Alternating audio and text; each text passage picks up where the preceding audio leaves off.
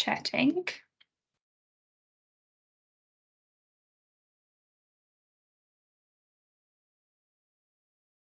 Okay, perfect. I think we're recording, so let's kick off.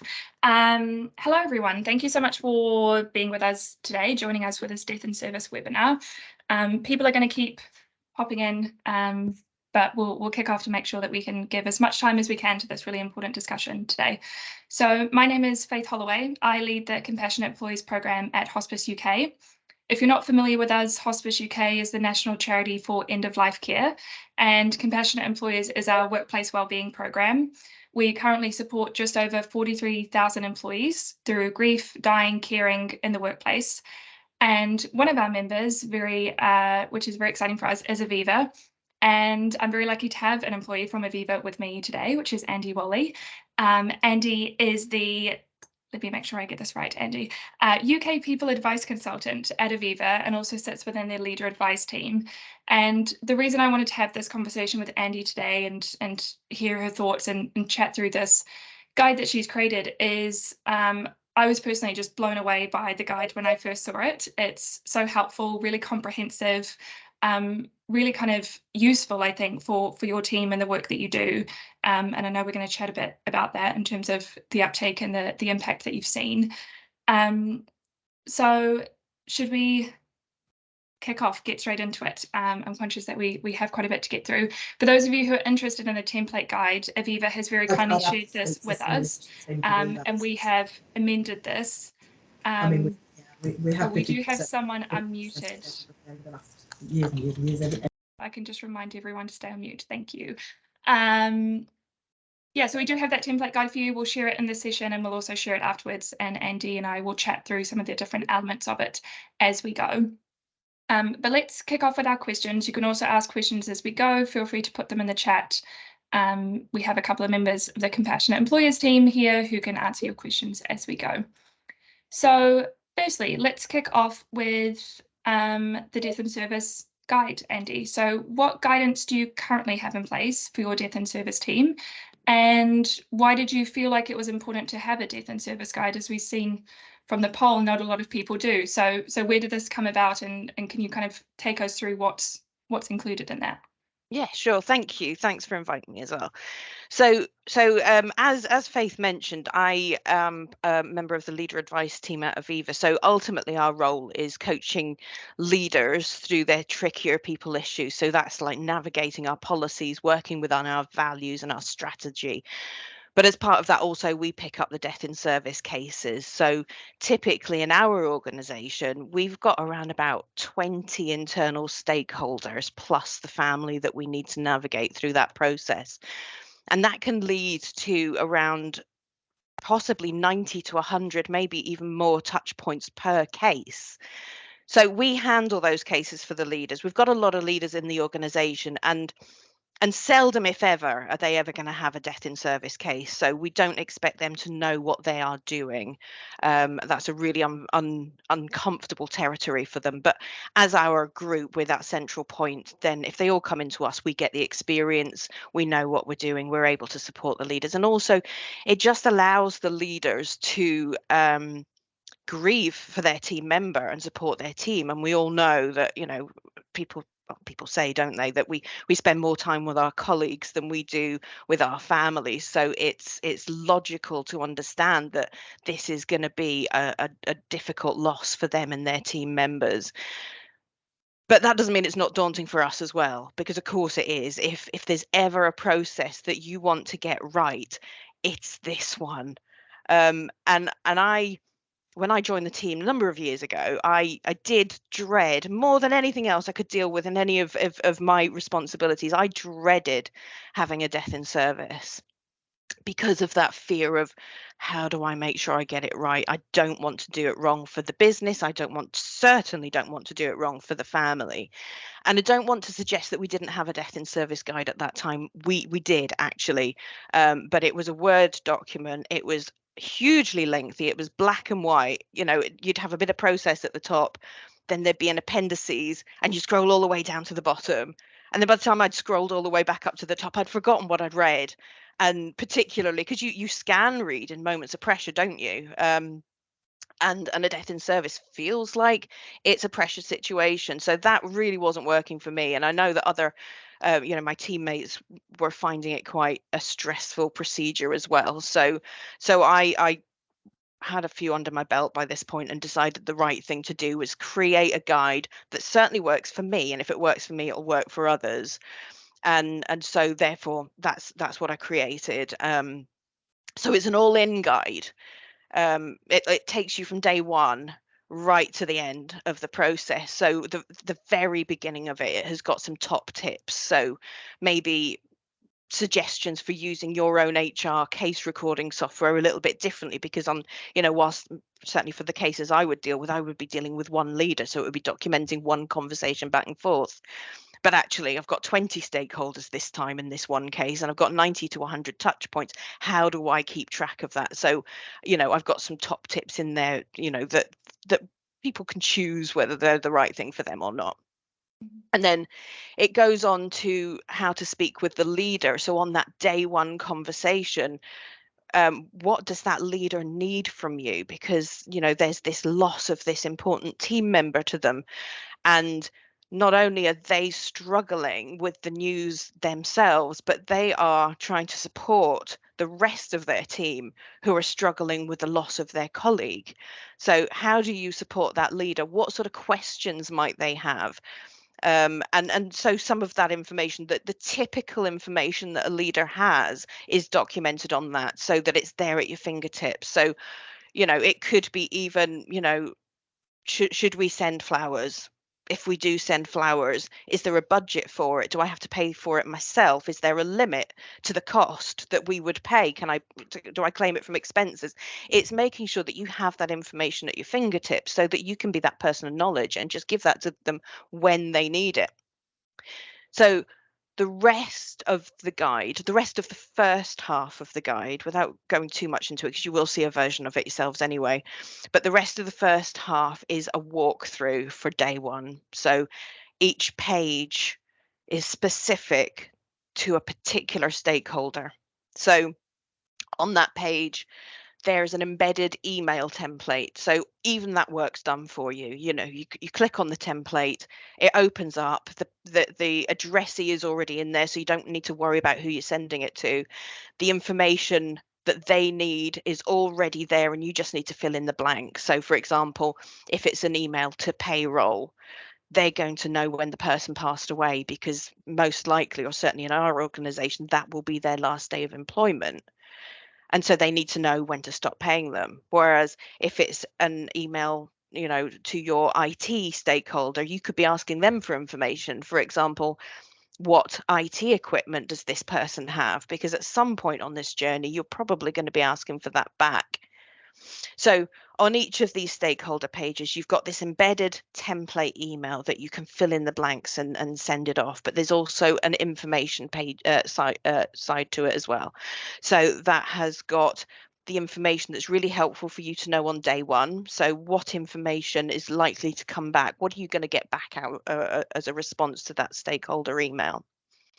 Because that might determine your next steps from where you go. And it'll contain a link as well to some information in the second half of the pack, which is where you've got your greater information on how you actually do your next steps.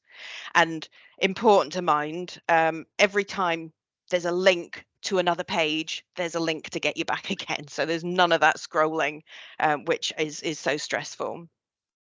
So there's also a section as well on engaging with the family as well. So there's guidance on how to reach out to them, how to take their lead. They've got a lot to deal with, and you are just going to be giving them even more information that they need to deal with as their family member's employer. So I've also created in there an editable template for them too. So quite often you're going to have a conversation with them, but they're going to want you to follow up in writing. So it's a template that's based on absolutely everything that any employee might be relevant for that employee. And so when we've gathered information from all our stakeholders, we know the bits we need to take back out. So for example, they might have a final salary, so we'll leave that little bit in about payroll, but maybe they didn't have shares in the company, so we'll remove that line. Or maybe they'd chosen some flexible benefits of travel insurance for themselves and their partner, and we need to let them know that actually that's going to end at the end of the month, and maybe they need to arrange some alternative travel insurance at some point. So it's helpful to create that particular template and have it ready to send to the family member before you speak to them, because that's also a really good guide to your conversation with them. So it's concerning, isn't it, to have a conversation with the family and be prepared, and avoid all that ambiguity, and that email helps you to talk them through it. It's set out in such a way that it's easy for them to understand. They don't have to be a member of the business in order to know what you're talking about, because you've explained it to them, and it's clear what you are going to need from them as well. So for your question, Faith, what do we have? We've got a really clear process, critically in advance of ever needing it. So when we're faced with a distressed leader or a vulnerable family or a team looking for some support, then you get to be that person of calm and reassurance in that whirlwind that's going on around them, and you can't underestimate the power of that and the impact of that. Mm-hmm. Yeah, thank you so much. That was such a comprehensive look at it. And like we say, Aviva have very kindly shared this template with us. We have then amended it to make sure you can tailor it to your organisation. So after this, you will get an email for everyone who's registered to be able to basically take that away, tailor it for your organisation, which is fantastic. So you mentioned there particularly leaders, and I think that's going to be such a huge thing for everyone listening, that kind of key contact person. So how do we support leaders? You talked about it a little bit already, the example of even just knowing the budget for flowers, for example, or do I pay for that? Do I expense that? How does that work? So that's just one, what might seem quite insignificant, but is actually really important for people to know that. So what other things can we do to support leaders during this time?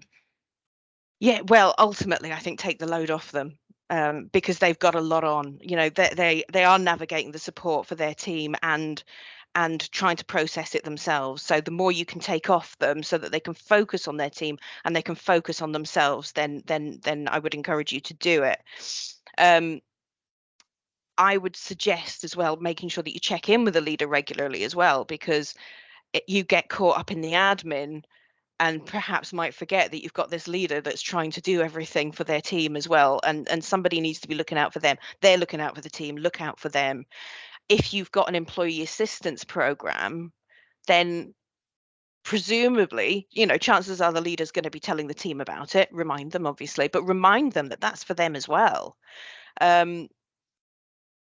If your employee assistance might be able to offer it, then you might want to consider whether or not they can provide some on-site support as well. Sometimes people are lost to us in really tragic circumstances, and that can be very jarring for the team. And sometimes that extra bit of presence on site can be really valuable. And we touched on it before, and as you said, it's really valuable, isn't it, about anticipating the sorts of questions. So we spoke about the flowers. What about the questions that the team might have as well? So how about the funeral? If the family are open to the team attending the funeral, then what does that mean? Do we let them go? Can we let them all go? Do we need to arrange some backfill in order to cover whatever it is that they do whilst they're away? And if we let them go, do we pay them for it? And if we do pay them for it, what does it go under? Do we class it as like a bereavement leave? So make sure that you've got answers to the questions that you would anticipate that they would have. And, you get to learn the questions that people need. Just consider what it is that you would need if you were that leader. And ultimately as well, take your cues from the leader. If you know them quite well, you might know that they're a detail driven person and they want to have everything on day one. They want to know all that information. If you know them to be a reflector, then you might know to back off a little bit and just let them come to you as and when the questions come. Or if you don't know them, because we don't necessarily know all the leaders, ask them, what do you need? Because with the knowledge of what somebody might want to know on day one, it's not necessarily reflective of what they want to know at the end of week one. So keep that door open to them. Make sure that you keep supporting them and ask them, do you need anything else from me? What other information do you need? Mhm. Yeah, I think that's so important, kind of tailoring that to the person. There's not going to be a kind of one size fits all, which because there's no kind of one size fits all leader in an organization. So everyone's True. going to be different. I know something that comes up a lot, which you've also already touched on, is communicating with the families. You've mentioned, you don't want to get this wrong, but you definitely don't want to get it wrong in terms of this family who is grieving their loved one and is, so deeply connected to your organization. So what kind of best practice have you seen in terms of communicating with the family? What should we be considering? And where can kind of guidance and prompts, you've mentioned templates, which I think is really helpful. Where does that feed into this, and how can that help us when we're talking to family members? Yeah, well, absolutely. And there are various stages of talking to the family members on this journey as well, aren't there? And actually that initial engagement is going to be different depending on and how you've even been notified of the death. So if the family member has come in touch with you and told you directly, then those lines of communication are already open. So that's great. Or if they told the leader, which is in my experience the most common way it works in our organization, the leader is told first and the leader lets us know. And then you can use the leader to establish with the family when they're ready for us to get in touch with them, and perhaps they can agree that and how we get in touch. Like, do they want us to call them? Do they want us to introduce ourselves by email initially? How does that work? And rarely, but not unheard of, certainly has happened to me before, we don't find out about it at all. So to give you an example, I had a leader come to me once just to say that they had an employee on long-term sick, and they'd been on long-term sick for over a year. They were very unwell, and they'd heard through the grapevine that the person had passed away. And what do you do with that information? I mean, is it true? How do you broach that with the family? Why, if it is true, why haven't they told us? Is it because in those early days they've got so much to think about? You navigate a lot when somebody passes away, don't you? And maybe that they're in over it and they haven't been at work for over a year, so work isn't the first thing that they've thought of. Or is it simply that that family's world had been turned upside down and they just couldn't put it into words at that point and they weren't ready to say it, which I believe is the case for my situation. So having those templates in the guide will really help. um, Obviously it's not one size fits all, but the hardest thing to do is start. And if you have got that template, it is your starting point. All you need to do is tweak it just so that it's right. So that's the initial engagement. But a little bit further down the line, then you've established contact with the leader, haven't you? And you need to understand what it is that they're ready to hear, because again, like the leaders, like the teams, they react differently too. So what are they ready to hear? Ask them the question. Do they want to have the full detail right now? Do they just want the high level stuff? And what pace do they want to work at? Because some people want to move through things really, really quickly because they want to get on with grieving and relax off and just kind of recover. And other people are just so vulnerable that they want to do it little bit by little bit, really slowly. And just giving them the reassurance that you can move at the pace that they need is really important. Obviously there might be circumstances which you need to move a little bit faster, but to be honest with you, I don't think there's anything, certainly in our organization, that we need to push people on. If certainly my case before, where they just couldn't even tell us that their family member had died, it was probably about 4 or 5 months before we really tied things up. So consider also in that early conversation, what is it that you might need from the family as well? So you might be looking for some information. So for example, maybe you want to know whether they had any children, either because perhaps you've got a death in service benefit and you need to consider whether they might be a recipient, or maybe it's even something like, you know, your CEO wants to send a letter of condolence and wants to personalize it. So, you know, how do you get that information? Because you don't want it to sound like you're filling in a survey, and it certainly doesn't need to be. But you can bring it into your conversation. So when you're asking them about how they're coping and what are they juggling, do they have children, how are the children coping, then you've got the information that you need. That family member feels really heard and understood. And on top of it, you're starting to build a good trust between you for the processes that are coming down the line as well. And I think as well, it's important, and we spoke about for the leaders and looking out for cues about people's needs. And I would absolutely say that's the same for the family as well, because people aren't textbook. We know that people grieve differently and react differently to death. So to give another example to bring it to life, through our processes, some of the things that we need from the family are copies of the will and the death certificate.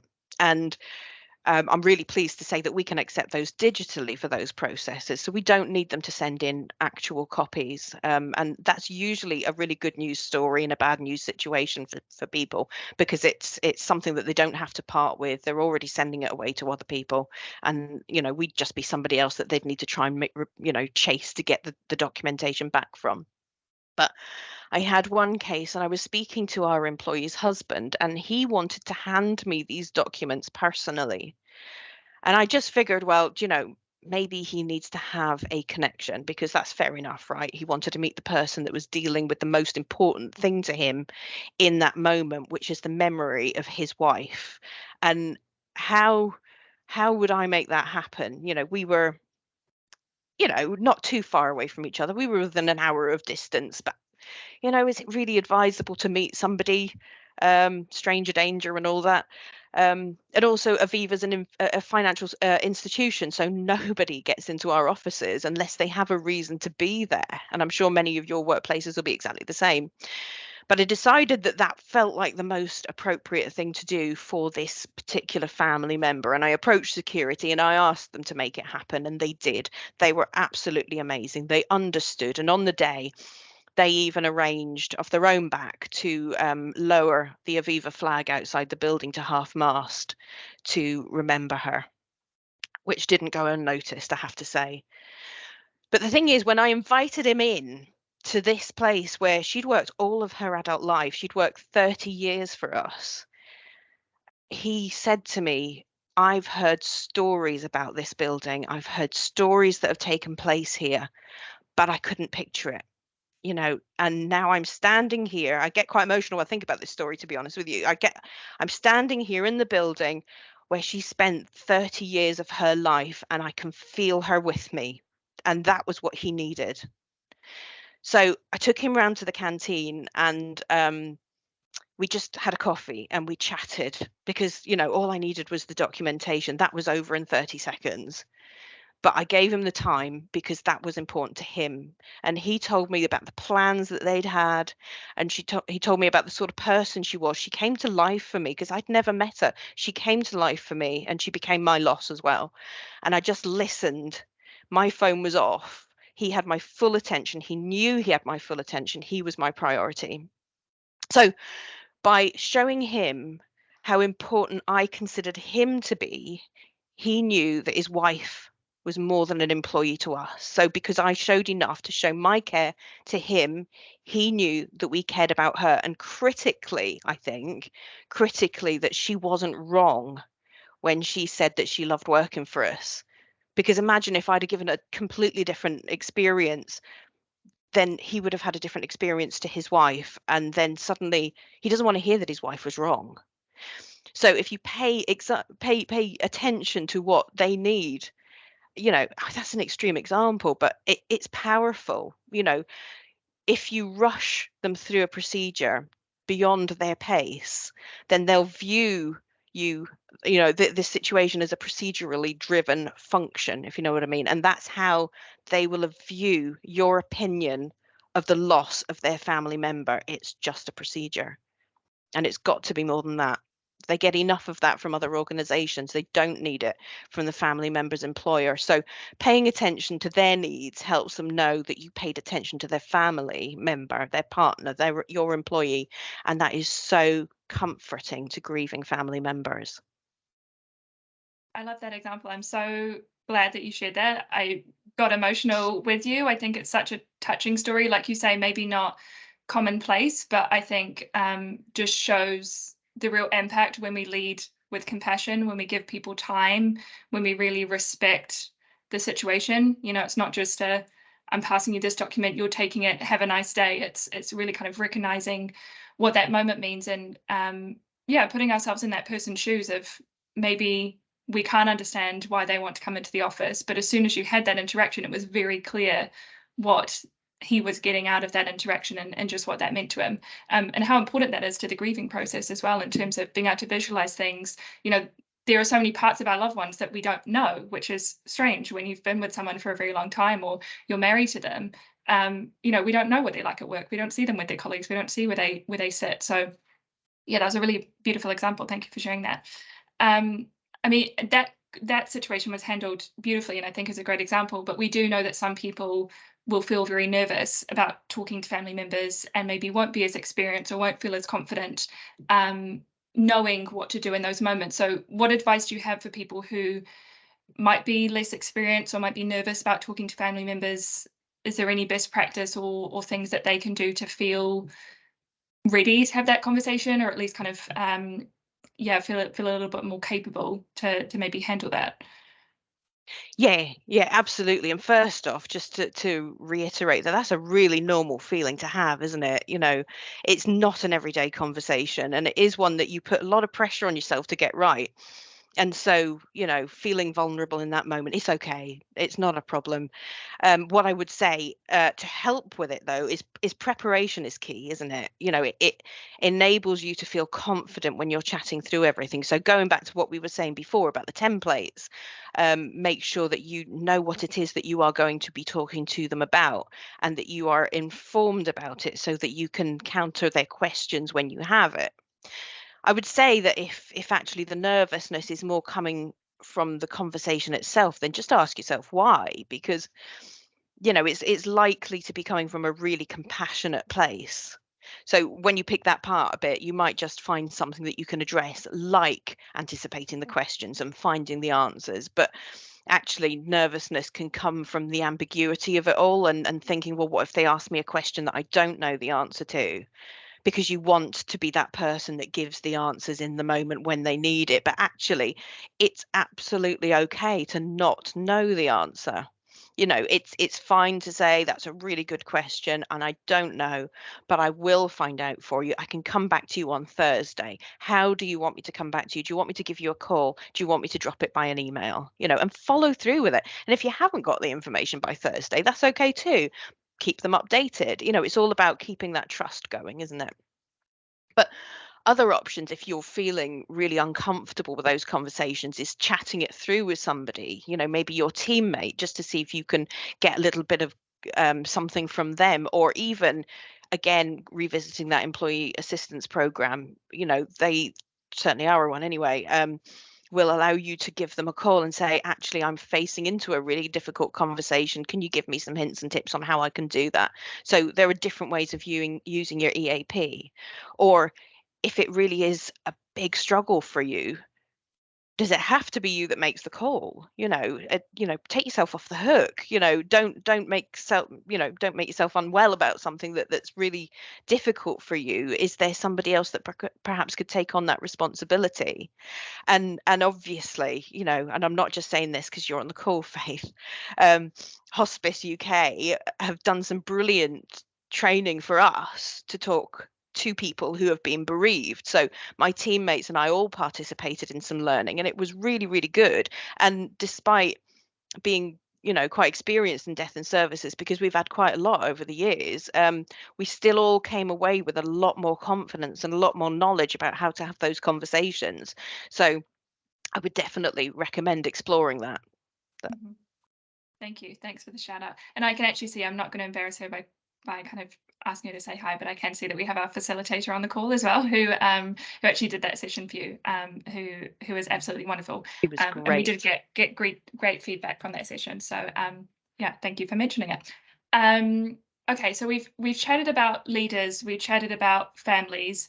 I think another situation where we definitely want to get our communication right is chatting to our teams. So people who are kind of directly involved with that employee who has died, or even the wider organization.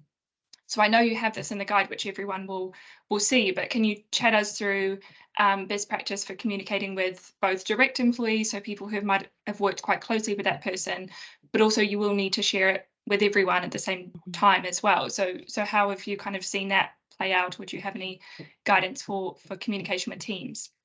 Yeah, absolutely. And considering how to tell who and who you need to tell directly is really important, isn't it? So that's a good shout. And, who also delivers that message. So ideally, for those that are closer to that employee, then face to face is going to be best, isn't it? Or in this virtual world, maybe a video call if people aren't together. But consider, is the leader the right person to have that conversation? Because bearing in mind, if they're really, really upset, is that an added pressure for them to do it? Does it have to be them that does it? Can somebody else do it? Does it matter who it is, as long as they do it with compassion? um I find personally, our leaders are typically very protective over their teams, and they do want to have that conversation. They want to do it themselves, so it's making sure that they're equipped to have that conversation. um we would encourage them as well to consider who else needs to know before they hear it on the grapevine, or worse, social media. Have you got somebody off sick in your team, or is somebody on holiday or on parental leave? That sort of thing. Don't forget those people, because they're important and they can't be they can't be left out. And also, there might be previous teammates, perhaps they've moved jobs, but they were really close with their previous team, or have friends in the business, and they maybe need to be told separately too, or communities that they were involved with. Make sure that those messages are all, I'm going to say it again, if you've got the employee assistance program of some sort, then make sure that that is always offered out to them. Remind the leader again that it's for them as well. So consider also how the message is going to land with people. And again, this is anticipating that people will react differently because of their own circumstances and their own friendships with that person, or their own life experiences. So make sure the leader's considering, what do I need to do to support this team member in this moment? So some might be finding it therapeutic to get straight back into work. Some people might find it therapeutic to go for a little walk around the building or go outside for a coffee. Some might actually need to go home for the rest of the day. So empower the leaders to make good decisions about how they support their people. And consider as well external clients too, because they build up relationships with internal people, don't they? Apart from the fact that they might be experiencing a loss as well, you don't also want them to be phoning up at some point and asking for the person that's passed away, because that's going to be upsetting for everybody. It's going to be upsetting for them when they realize it, and it's going to be upsetting for the team member taking that call. Or even if it's just as simply as making sure that they know that things might not run as smoothly as normal whilst you navigate the loss. So once you've looked at all of those people that need to know in person, then like you said, Faith, consider the wider network. Do you need to send a thoughtful and sensitive out, include reference to employee assistance? Again, even if they didn't know the employee, person's own life experiences might cause them to react to the knowledge of this death in a different way that you maybe wouldn't have anticipated. So make sure that there's some compassion and flexibility for everybody, and empower the leader to show that to their people. Yeah, fantastic. I think we've said there's really important in terms of, I think sometimes, I mean, the question I gave to you was kind of direct teams and wider teams, but you've given so many more examples there in terms of people we need to think about. Previous team members who, like you say, may have moved on to another organization, but still really loved working with that person, or may have worked very closely with them. Clients, volunteers, people in the community, people that they interacted with. yeah, so it goes a lot broader than just kind of who did they work with closely, and did the entire organization, were we informed of it? It's all of those other touch points, and like you say, the ripple effect of that. It's not just uncomfortable or upsetting for the clients or the people who are external, actually having to remind someone multiple times, or having to kind of relive that experience of Mm. losing that colleague, can be really upsetting. And it sounds like we can avoid it, so why wouldn't we if we can?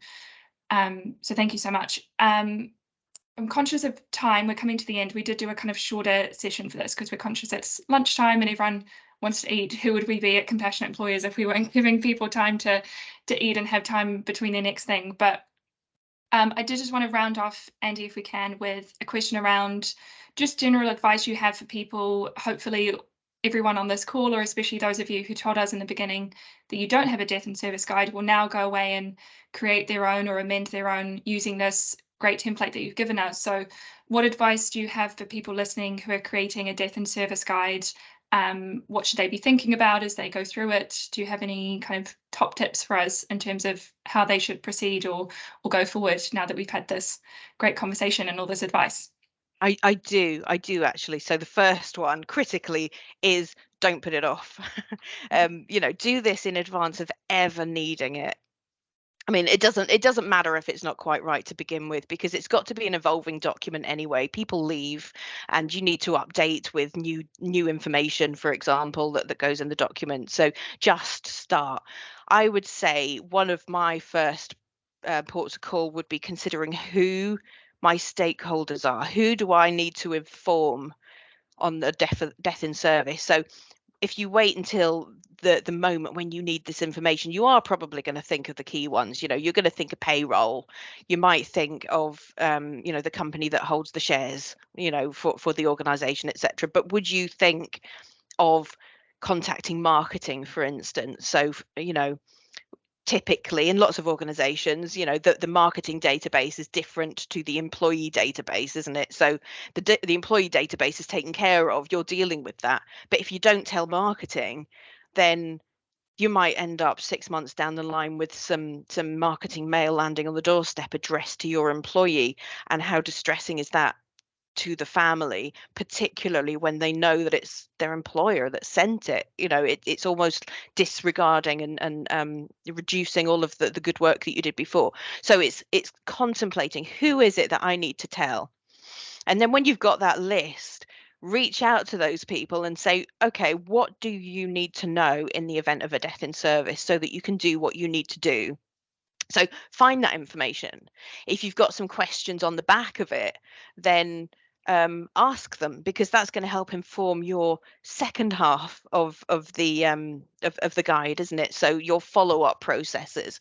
So make sure that you've got that information in there. So our guide probably only really developed further once I'd had a few more cases under my belt. So every time I was asked a question, be it from a leader or a stakeholder or a family member, I documented the answer in the guide. So I had a good idea of the sorts of information that myself and my teammates would need.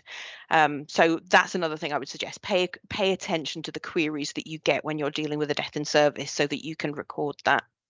And lastly, I think set the expectation with everyone who's going to use it that it is an evolving document and that they've got a part to play in that. So if they learn something new, maybe it's a different bonus scheme that was tupied over with somebody, then that can get incorporated in it. So determine whether or not you're going to own it, so that you can always make sure it's up to date, or whether everybody gets to update it as well.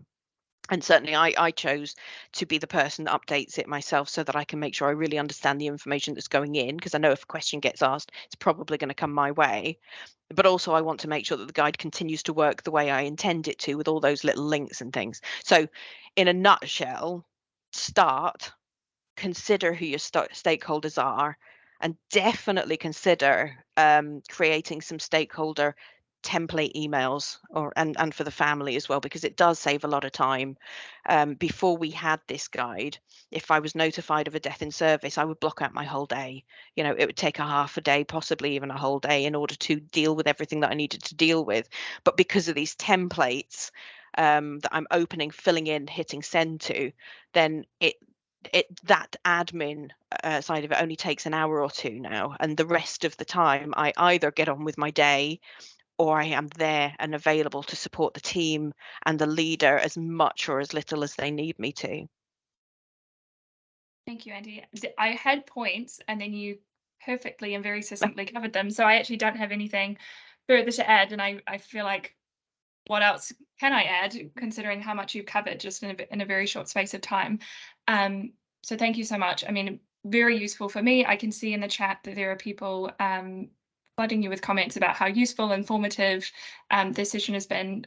Please feel free to give Andy lots of love in the chat so I can share those comments with her afterwards and she can see them as they come through, because I know that many of you would have found this very useful. I'm conscious of time. We're coming up to the last few minutes. Unfortunately, I won't pose your questions to Andy, but I just want to clarify something, because I can see some questions about where you're going to get this guide, what's covered in it. Occupational health, employee assistance programs, informing them. I do know that you covered that in the guide, Andy. In terms of how you're going to get that link, if you've registered for this session, which I think around 150 of you did, you will get it in an email after this, so at some point this afternoon. I'm going to put a link in the chat as well, which is our webinars page. So please do sign up for our e-news. It means you'll find out as soon as we have any further webinars, and we have a lot of great ones coming up this year. But also that page as well will get updated with this template guide once we have the recording and once we finish this session today. So I hope you can see this, Andy. You're getting lots of love in the chat. I'll send you these comments afterwards. But thank you everyone so much for joining us. Thank you, Andy. It's been incredible to hear your expertise and your advice.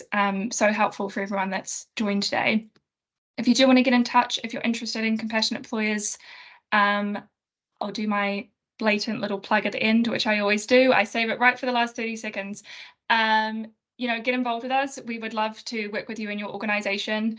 Like I say, we're currently supporting over 43,000 employees. Your employees could be part of it as well. We'd love to get you on board. There's no obligations. We're always open to having a free discovery call. We also have a free benchmarking quiz on that link that I've just sent through. So there are plenty of ways to get involved with us, even if you're kind of not ready to take that final step to join us as a member, even though we would love to have you. There are plenty of ways to get involved with us, just like you have today. So let's stay in touch. Keep coming along to our webinars, and hopefully you found today very useful. Thank you for your time. Have a great rest of your day. Hopefully you have something nice planned, a nice lunch, something easy and light after this. Thank you again, Andy. It's been lovely to chat to you. It's always lovely to chat to you. Today we have an audience, which we don't usually have. But it's been great to chat to you. Thank you, everyone. Privilege. Thank you.